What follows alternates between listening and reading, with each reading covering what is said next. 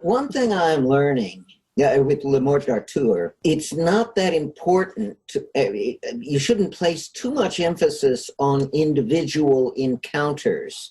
That is, it's the whole mass of them as a group that matters. That is, I have a number of quite a few encounters in there that are really quite minor, they really don't do much, and there's not a great deal of interaction, or the interaction that you're given is pretty minor in significance. However, there are also some big important encounters, but they're interspersed between all the little ones. And so there's a steadily developing sense for the player. That is, the player is picking up an awful lot of dramatic context this way. I'm still developing the concept, but I believe that again, this is so different from the way we design games, where in games, every single decision point is in some way crucial. Perhaps one way to say it is that in a game, you can lose at any point, whereas in the story world, there are places where no matter what you do, it's really not going to affect the outcome very much. It's lots of little tiny steps rather than, a bunch of big steps. Very different feel. Now, I may be entirely wrong with all of this, but it is certainly turning out to be a very different design style. And I don't know, I think it may indeed be necessary for interactive storytelling. I mean, this is not something I have just sort of stumbled upon. I have been working on this problem for 30 years now. I have tried a great many things, and this feels right to me, but it is very different. Yeah, it makes sense. But I'm not sure is this really interesting or funny or fun to play this kind of encounter-based system for the players. Yeah, maybe they just very familiar to the sense of the game playing. So it's that attractive. I think maybe it's a weird idea, but it's actually the fact. Well, I think that the big problem here will be, again, who is our audience? And on this point, I do take a very radical point of view. By the way, hi, George. Hey, Chris. Hey. It's more here. I don't know what time is it, you guys. Dinner time for me. Yeah, for me, it's late afternoon. And what time is it there? It's 8 a.m. Oh, okay. So for once, we have a reasonable time for you. Yeah. That's a reasonable time for me. Maybe next meeting is also very good. Yeah. Next afternoon will be at noon. Yeah, time. For me. So this is the right way to do it. And if other people don't come, well, fine. It's best. Yeah, because it's 2 a.m. in Germany or something, right? Yeah. So most of the people here take the view that this should be an extension of games. An evolutionary step forward in game design will simply this will help games grow into a larger sphere. And I take a very cynical view of that. In fact, this is something that I'd like to ask you to comment on. We get caught up in a style of thinking based on what we know. And so we all have unconscious expectations of what comprises a game. And my fear is that those expectations hold us back, that we are, in fact, trying to do games, trying to do interactive storytelling as an extension of games, and that in itself holds us back. I'm not certain of this because, of course, we can't know. We're not there. 20, 30 years from now, when something's working, we'll be able to look back and say, oh yeah, boy, Crawford was going down the wrong path entirely. But we don't have that hindsight right now. And so I believe that we are, in fact, that we have to take a revolutionary approach and just say, well, this is going to appeal to a completely different audience, and that means that it will start off small, that we won't have the benefit of gamers all telling each other, hey, you got to check out this new encounter system thing. See, that point right there is what worries me about your approach, Chris, because there's a lot of power in the existing gamer subculture networks, and there's a lot of infrastructure in place with these game design studios.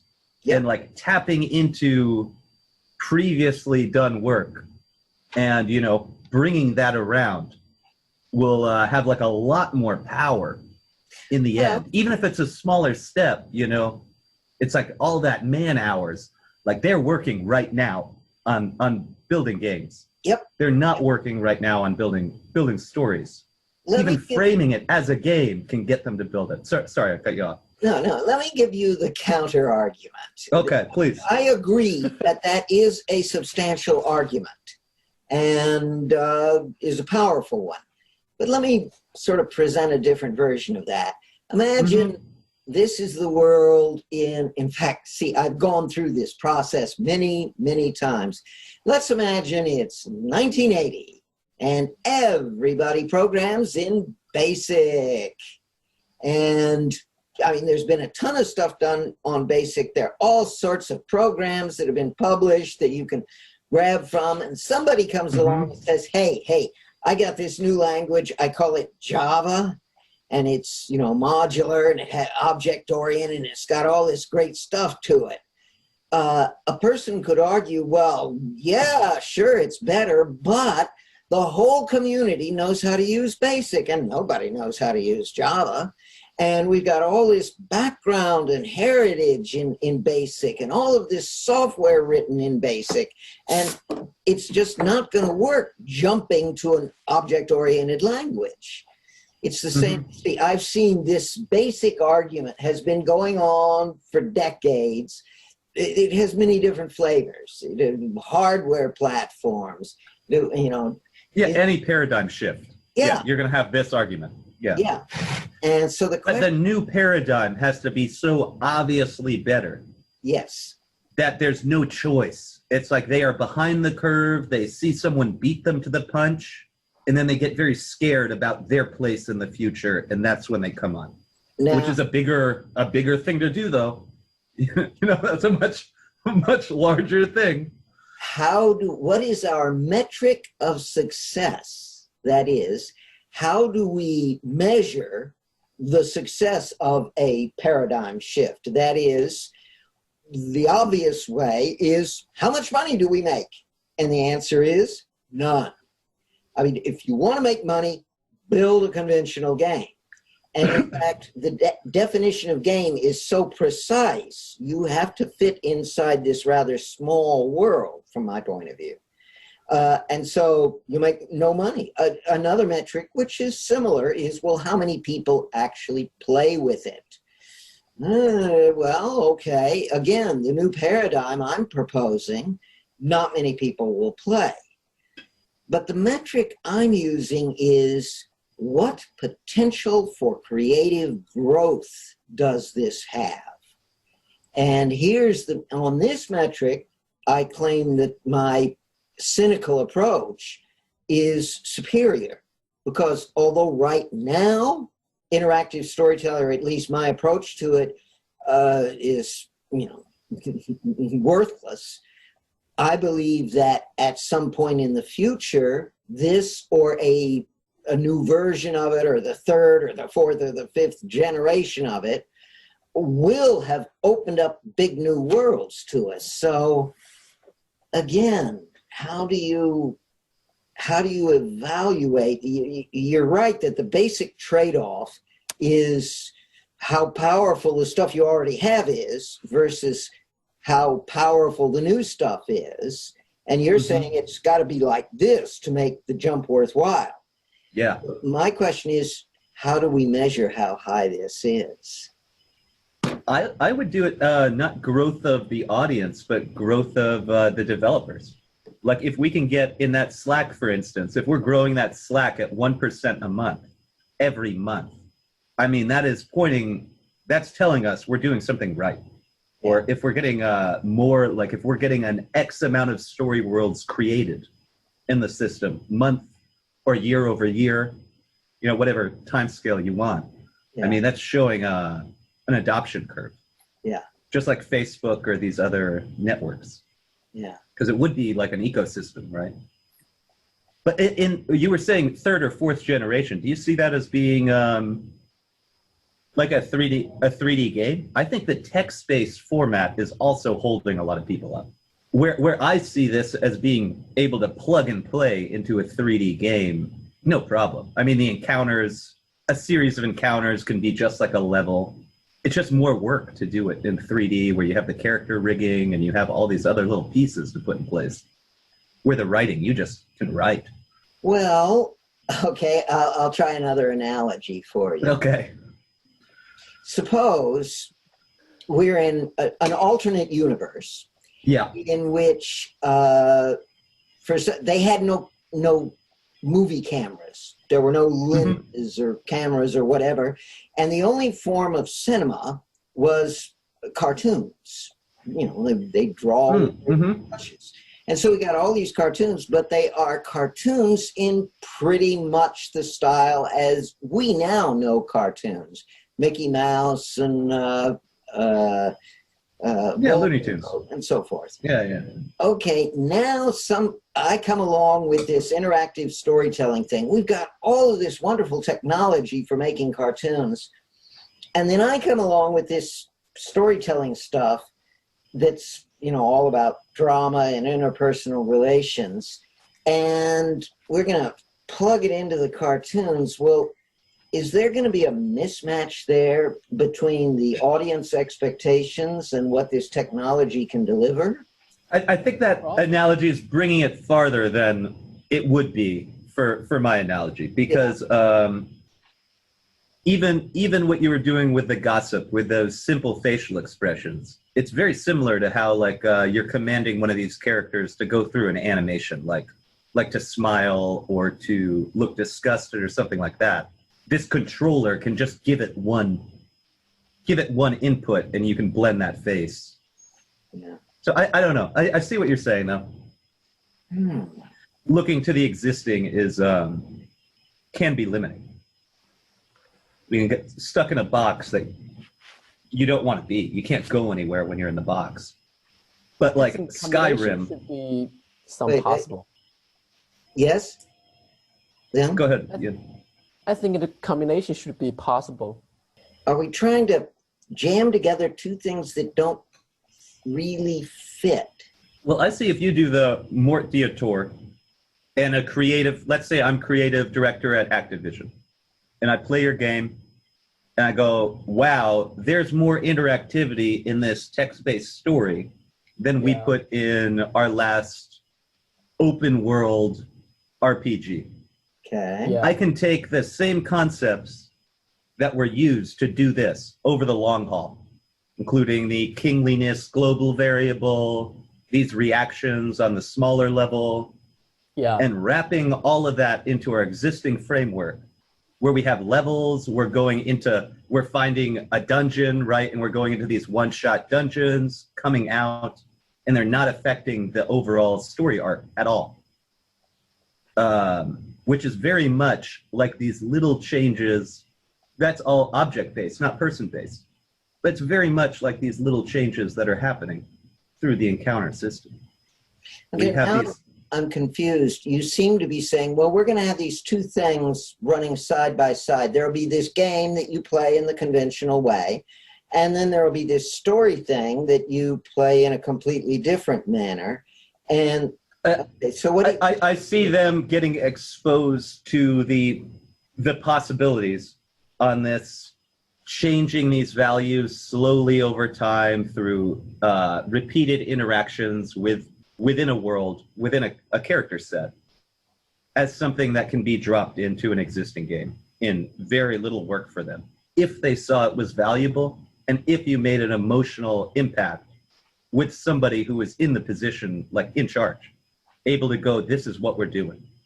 That would only take an afternoon for them to put 40 people working on it. Way more resources than we can bear right now in this group.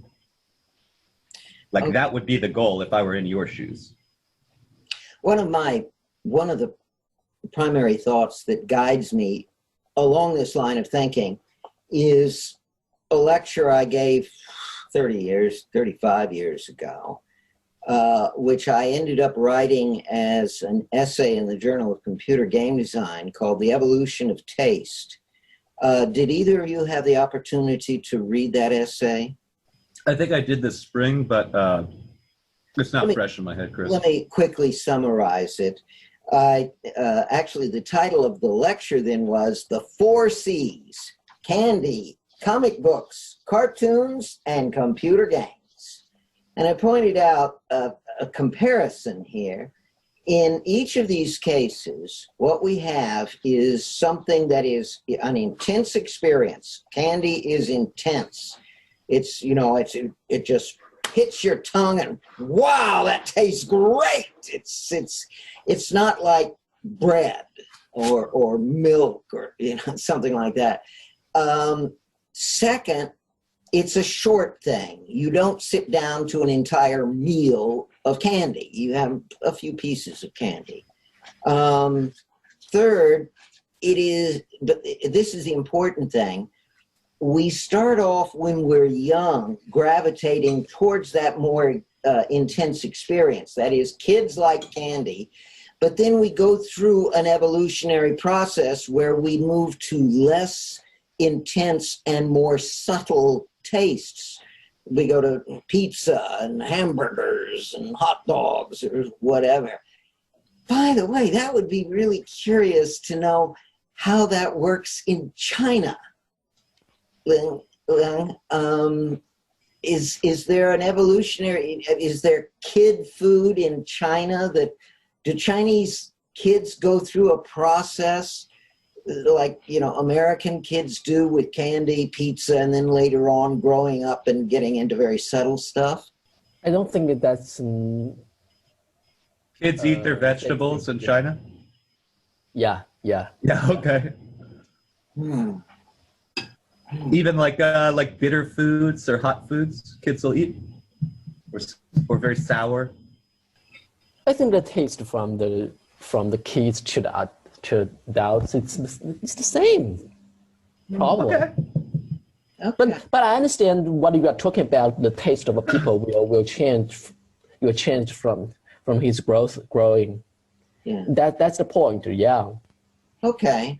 Well, in my case, so we got the food thing, and it starts with candy, and it ends up with this huge universe of possibilities. I mean, there's all the different types of cuisine and the different types of foods you can eat, but those are really only for adults. I mean, kids aren't going to appreciate Ethiopian food unless they're Ethiopians. Adults like to explore all the variety. I suppose that's the key word, variety. Okay, now let's talk about comic books. Again, when I was a kid, I read comic books and I didn't read any real books. But as I grew up, I started reading bigger books with, deeper stuff. And the world... Yeah, they get less and less fun. Yes. Definitely. Yeah, less and less fun books. Yeah. Let me grab one just for kicks here. Here is a book that I can say is definitely not fun. Conjunction, continuity, and contingents. yeah, that looks like a real edgy or seat thriller over there. Yeah, on relationships between events in the Egyptian and Coptic verbal systems. When I was 8 years old, I don't think I would have read this book.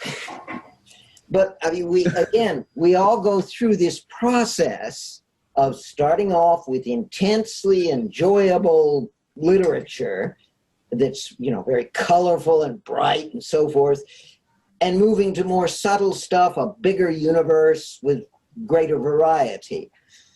Cartoons, same story. When I was a kid, I watched the simple cartoons. Look at him, bang, bang, bang, bang. Oh, dear.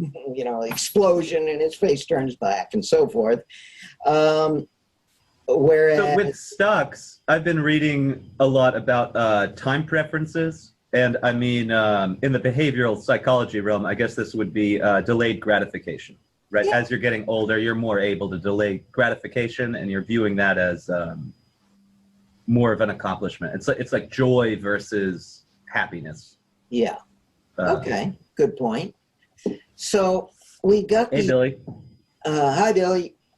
So we've got these, in the case of cartoons, comic books, candy, we see the same evolutionary process. You start off with short, intense, fun stuff, and then you grow into stuff that's more subtle, has greater variety, less intense, and so forth.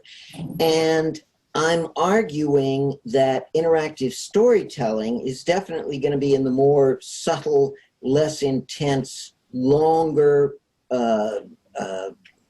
set of values than we'll see in games. And so that then suggests that if we want to piggyback interactive storytelling onto games, that's sort of like saying, all right, kid, here's your spinach, but since you don't like spinach very much, we're going to mix it into chocolate ice cream. So we'll take chocolate ice cream, mix spinach in it, and that way you'll learn to like spinach. That's sort of a silly analogy, but that's my question. Is this idea of piggybacking onto games analogous to putting chocolate ice cream on spinach? Well, would it be analogous to taking M&Ms and making chocolate mousse? I mean, you can spin it in a favorable fashion, too. Yeah. I mean, I know I'm just word gaming right now, but... Yeah, but even then, you're still staying within the realm of sweets. You're not busting out. So, yeah, if you could come out with a dark chocolate. Yeah, but you're still, you don't get the jump into a big universe that way. Mm-hmm. I don't know. I agree. This is a tough dilemma. And in the end, I suspect that the solution will be for me to pursue my approach and do the Spartan interactive story world. And then some of you guys try the alternate route and do I do the revolutionary, you do the evolutionary. Maybe that's one way of saying it. And That's how I see it working. If your core concepts are correct, like the fundamental underpinnings you're kind of working with the encounter system. If they are, then I mean, already you have Sasha building his own engine. I mean, that's already happening to a degree. Yeah, he's going to take that engine in his own direction, which ultimately is very good. We'll see something very different coming out of it. So yeah, but if Lemort Artois is a satisfying experience, that's the key. Like, it almost doesn't matter what the tech is for me under it. Like, just having somebody play that game and go, this was really fun. I wish there were more games like this. Mm-hmm. Even if they take a completely different technology or a completely different approach to doing it, getting people excited about going somewhere new, that's it. Or even retreading the old, you know? Mm-hmm. Mm-hmm. That would be a good thing. Because your critique of current games is on the money, Chris. I mean, none of us can see the future, but the current state of games is pretty linear and boring for 99.99% of everything getting spat out. Well, in fact, I did an essay a few weeks back. Oh no, it was way back in June, where I talked about the progress in the games industry, and I just showed two pictures. One picture was a screenshot from a modern game showing this tank in 3D that has just blown up an enemy tank, and you got this beautiful landscape and little trees and grass growing and beautiful imagery. And then the second image is from the Atari VCS game Combat from 1978, which shows these two little tanky kind of things shooting at each other, and they're 8-bit images, and they look terrible. And my point is, we're still playing the same game. Mm-hmm. And it's been going on for a lot longer than most people realize. But that graphics, like, they can see a paper that's like a breakthrough in the rendering technology made for Hollywood. Yeah. And they can apply that to a video game, no problem. They know they're going to be successful. They're not taking an economic risk by going after, we're going to incorporate that technology. Like, that's a very safe decision for these suits. Yeah. Like, we need to get in the mind of a suit and make interactive storytelling a very safe, no-brainer decision for them. Like, yes, it's a proven technology. They just need to follow these steps, and we're going to have something our competitors don't have. That's how I see it becoming a revolution. Actually, Hollywood has a very mature system for nurturing creativity. Yeah, they have the $100 million projects, but there aren't very many of those. There's this huge pyramid, and at the very bottom of the pyramid are novels that are published every year. There are thousands of novels published every year, and the Hollywood people are going over some of them, and they'll find one that they like, and they say, I bet I could make a good movie out of this.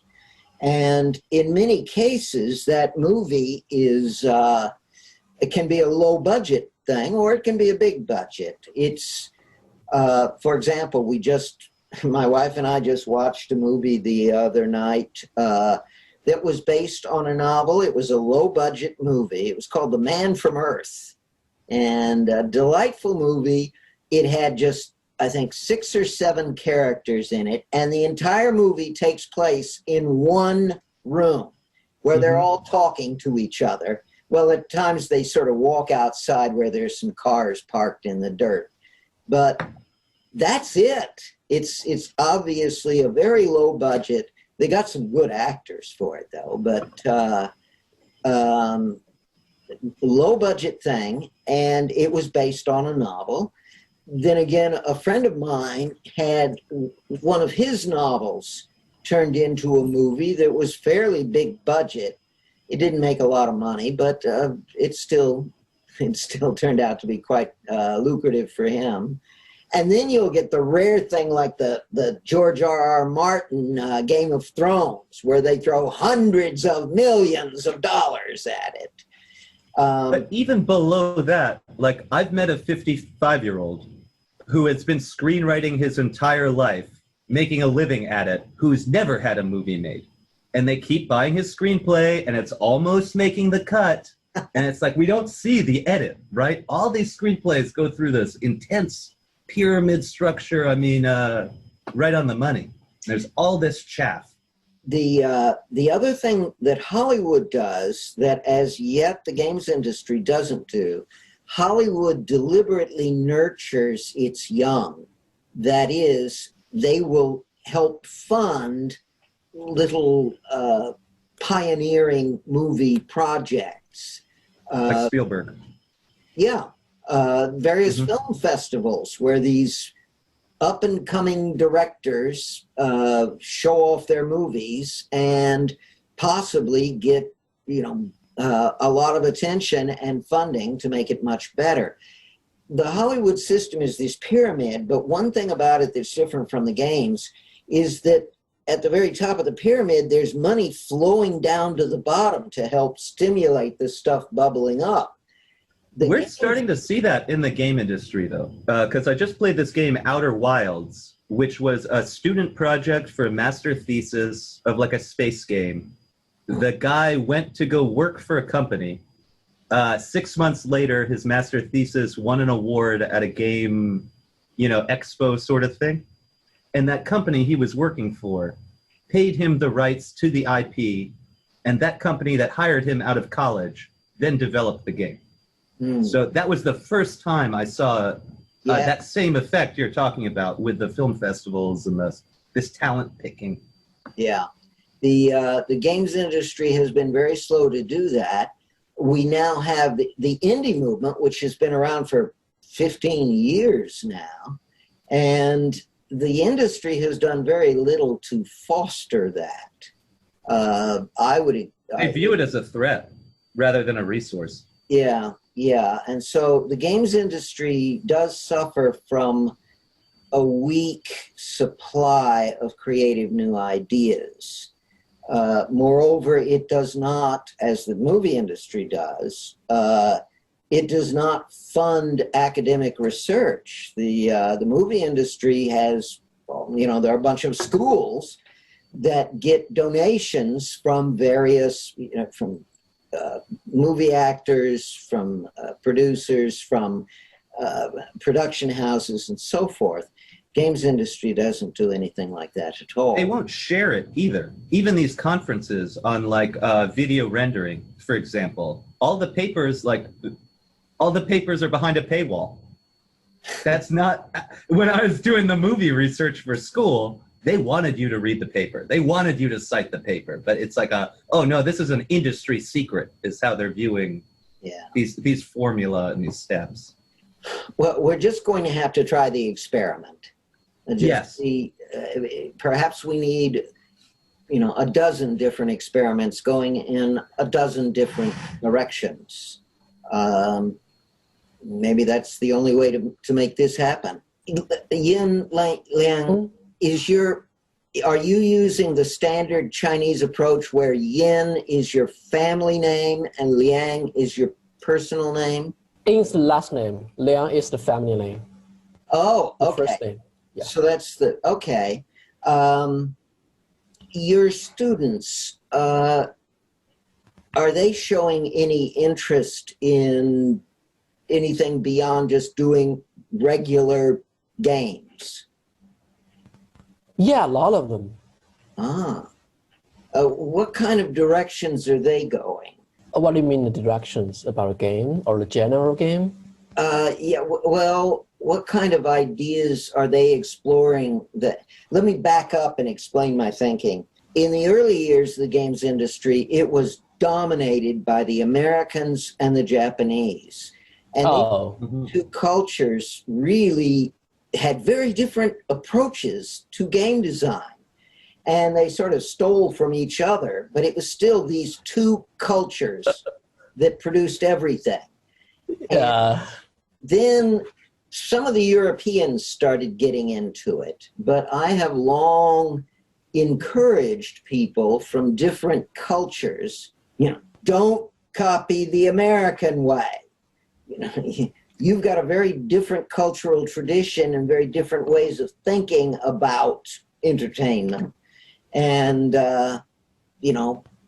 that will generate different kinds of games. Certainly the Chinese cinema industry is getting very interesting now because they don't need to copy anybody. They've got their own ideas and they're doing some good stuff. And I think ultimately cinema will be greatly improved by this. And so this is my question for you. Are you starting to see a kind of a Chinese flavor Are they pushing in directions that aren't American or Japanese? Are they getting good enough that they can start to put Chinese culture into their designs? I think right now in China, just some of a person, maybe just generation of Z, just born after 2000, they like the Japanese style game more than American style. We call that, how do you say that? 二次元, just like that. They just, the Z generation is just crazy on that. If it's just a game, you don't have some mechanics, don't have the playing, don't have the whatever. Just a beautiful graphic cartoon characters will make the Z generation crazy on that. Oh, it's crazy. Interesting. Very like aesthetic focused.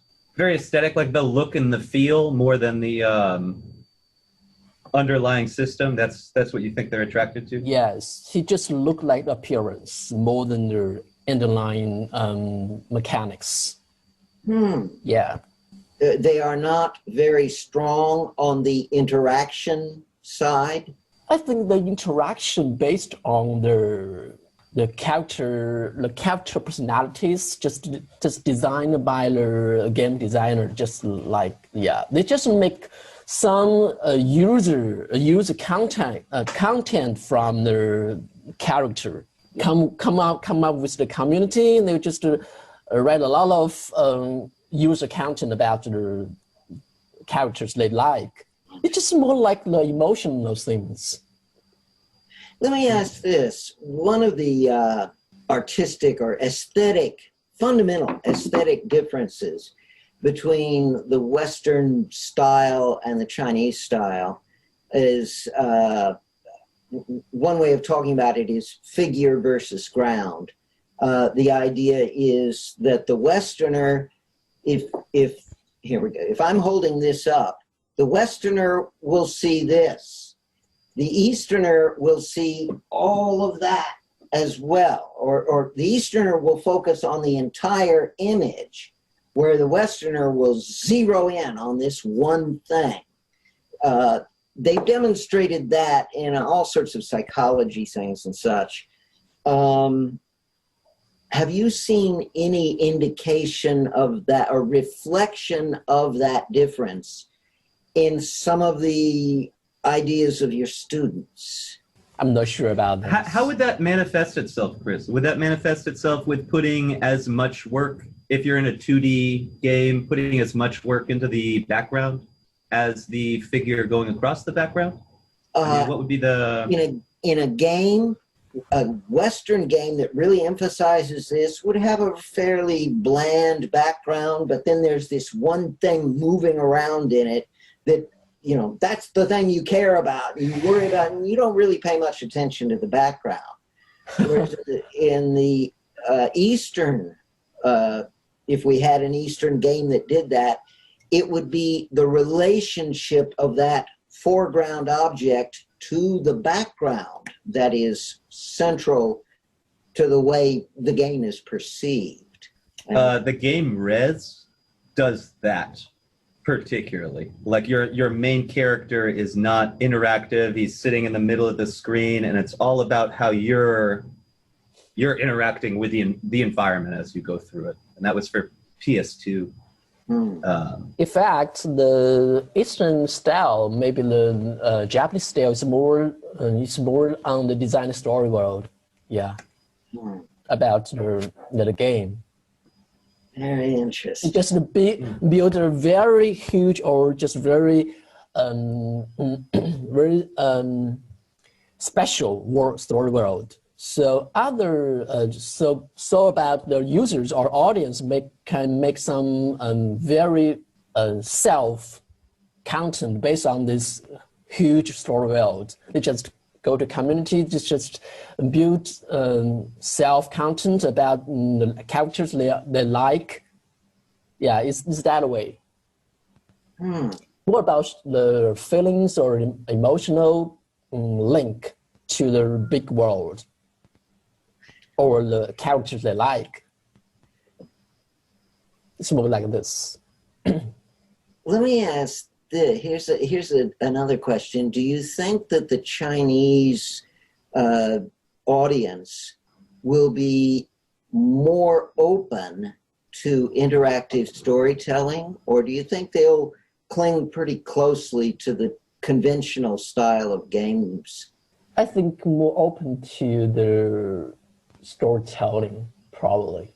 The Chinese inventional sense. It's more like the, we call that wuxia, yeah. In a lot of game, like a lot of game about wuxia, the audience will like the story more than the, maybe actor, maybe action, maybe. It depends on the audience, I think. Some players or some players more like the actions, they will want to fight another person's and be to make some wuxia actions in this story world. And other audience like, you could just give me a big world about the wuxia. I will just explore the world freely. Certainly, the entry of China as a major center of game design is going to have a big impact. I'm looking forward. Probably, yeah. If I want to do some interactive storytelling, maybe I will, based on the intentional, probably wuxia, yeah. Maybe more audience will accept this kind of concept in this kind of, game genre, probably. Have any Chinese games become popular in the West? Does anybody know of any? I think there's one in Steam about, I don't know the name, but I can check it and put it in Slack. It's about I don't know how to explain the concept. It's based on the internet novel style. It's just like some Chinese novel about the wuxia and God, something like that. Yeah. So it's a complicated concept, but it's very popular in China's. Well, that's what's youngest. Important and interesting. Some Western person also like this kind of game, I think. Yeah. As I know. In cinema, we do have different international styles. French movies, for example, are very different from American movies. Americans hate French movies, but they, at the same time, for example, the British cinema, they have such a wonderful set of actors. They put together very interesting personal dramas, where the Americans focus on action. And actually, the main thing the American cinema does is spend money. They're able to throw hundreds of millions of dollars at a movie, but the British focus on their excellent actors and making these very good, they're small scale movies. They're not blockbusters, but they make a lot of them, and each one of them makes money. Russian movies, the Russians have always had some very impressive artistic movies, but they haven't done well in the West, which is a real shame, because all film students, as I understand it, have to spend a lot of time looking at the Russian movies. And then the Latin Americans, man, they're good at grinding out soap operas. A telenovela. Yes, they really know how to make those. So every culture has its own strengths, and I don't know where interactive storytelling will fit into any of this.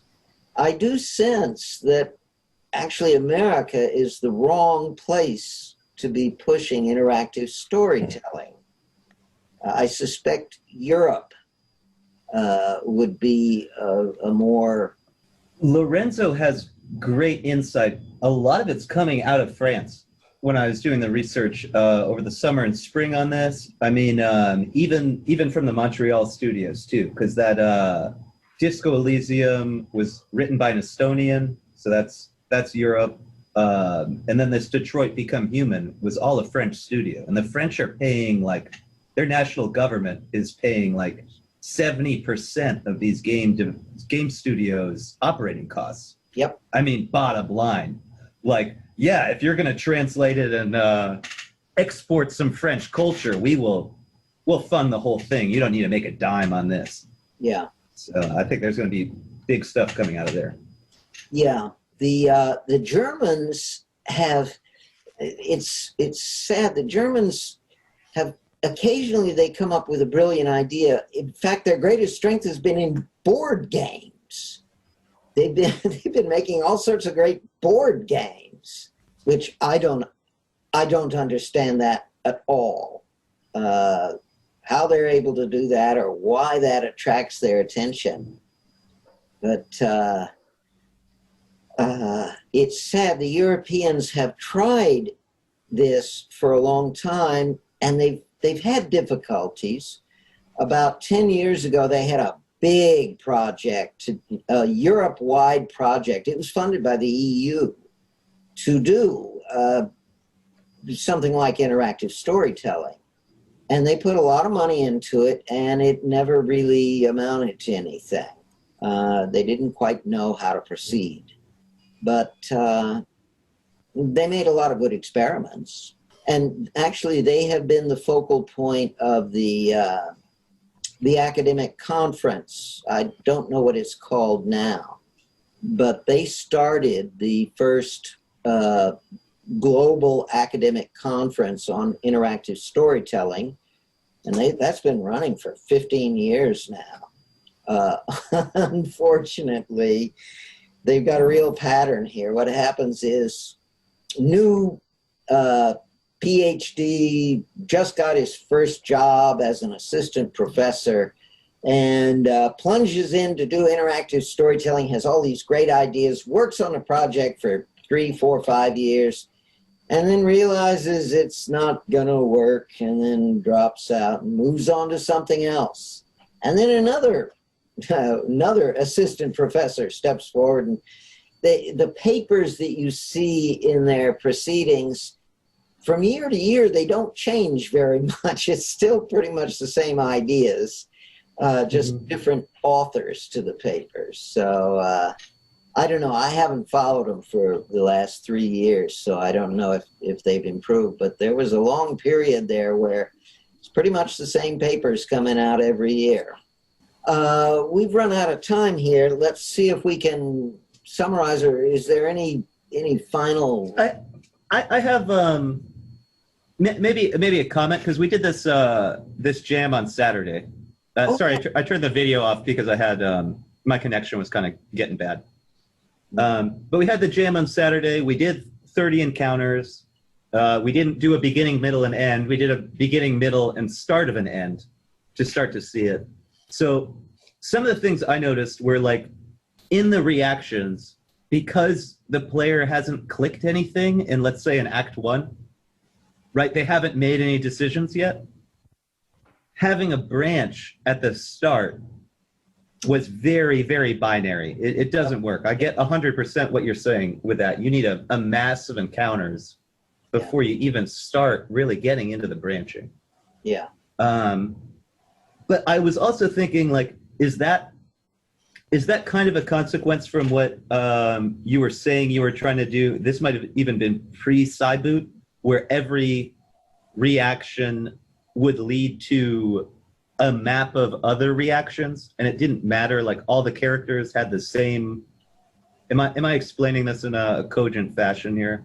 Like, where it's like like in Mark's very simple world, he had like slap, give flowers, or like say hi or something. And each one of those was modifying a value, but it was pointing back to this set of reaction. My first approach that for most of, right up until the last few years, my whole approach has been to define a set of generic verbs, like say hello, and so forth, and then you just bounce around between them in a directed graph. So my feeling was we'd have about 100 verbs, and you just boing, boing, boing, boing, changing global variables as you did. The problem with that was the verbs became too generic, and so it had a mechanical feel to it. It would have worked if I'd had 1,000 verbs in the directed graph, but that's just too much, too hard to define. Okay, because I was definitely seeing that idea when I was operating within the encounter editor. Like, I guess the ghost of that idea. Yeah. Because for the first 10 encounters, I mean, Yin and I did a branch in Act 1, but it was just a binary decision. Like, we had to choose, like, okay, if in this encounter he clicks option 1, he's gonna get forced to do that branch. He's only had one other interaction with this guy that changes the P good value. So that's one thing I noticed. But doing it made me feel much better about the tech, just in general. So I don't know. Take that as you will, Chris. But you think you might have something here. Do you think the encounter system is very similar to the adventure game? If I just play. Do you think the encounter system is very similar to the adventure game? If I just through the stories, like just I choose this one, I choose that one, and then to another encounters or another. I think it's more similar to that. Is that right? To the text adventure games. I think from the perspective of players. I think even from the perspective of the players, a well-designed Wampus-style game will feel very different from a text adventure, because there's little branching until late. That is, you start off just going down a line of, it's a linear story, and then you're changing global variables as you go through this. There is interaction, but you're still fairly linear. And then it starts doing minor branching, and then right at the end you get into major branching. That I think, and that will feel, I think, very different from adventure games. Also, in adventure games are like puzzles where you're unlocking doors. You got to find the key to the door that'll let you in to get something else. Encounter games are going to be not at all puzzles. There are no props, no keys. You're dealing strictly with other characters. All of your interactions involve characters. So I see big differences. I think people, because they see pure text, they automatically assume, well, it must be like a text adventure. And I think that's a mistake. But right now, in some games, they also just do like the text. They don't just they don't have the props. They just conversation between the two persons or maybe 3 persons. They just give some options to choose, and as you said, they have a lot of branches, and maybe a lot of branches just merge into one ending, not like interactive storytelling. But from the perspective of the players, they don't know that. They just choose, oh, this is the conversation one, I choose the options, and then to the conversation two, and then choose another options. To the players, they just can't figure out, oh, which is which, I think. Well, is that right? It's certainly going to be difficult for game players. That is, game players are going to go in and say, and they'll be confused. Yeah. I don't think there will be a problem with confusion with people who don't spend a lot of time playing games. But again, I really have to get Le Morte d'Arthur done, and it's going to take a long time. I worked on it a bit today, but mostly I've been working on my Mac. I just got it back after I got it back from the shop. So okay. Without the centerpiece, I mean, it ends with Wampus in my mind. Like you need to have that. Okay, it works. This was a satisfying experience. It evoked an emotion in me, and I'm going to tell my friends. This is different than what I've experienced. Why isn't there more of this? Like, all of that needs to be combined with the playthrough. yeah. And if you can hit that, sky's the limit. Sky's the limit. Because you would have proved what you've been saying. Well, again, the first task is for me to get Le Morte d'Arthur done. So I'm going to go work on that right now. So good stuff. Thank you, guys. This was one of the more interesting discussions because we were able to really get into some deep material. And you need to keep, sorry, only 4 people allowed. It's good. Maybe the few people will give the deeper in one topic. Yeah. I think it's also because me and Yin have both been in there. I mean, you were right. You gotta write that world. You gotta get the feet wet. Yeah. Otherwise, you're just saying shit. Wait a minute. And a lot of us are just saying shit, even with wet feet. Wait a minute. Do you need to get your feet wet or your hands dirty? I mean, what? It's not neither or sometimes. We're panning for gold over here, Chris. Okay, well, thanks, guys. It was fun, and I think I've been putting these up on YouTube, and people are actually watching them, and I think this will probably be the best of them. Okay, then. I will see you in, 10 days when we'll have the Saturday. Saturday? Yeah, and it'll be Saturday 9 days from today. So we'll be it's a later time than now? Yeah. 8 p.m. on Saturday. It'll be 8 p.m. Saturday, PST. Yeah. Is that right? Yeah, for me, it'll be at 8 p.m. my time. PST on Saturday. Okay. Yeah. I got it. Just 4 hours. Sunday. Whatever this was for you. Yeah. Okay. I know that.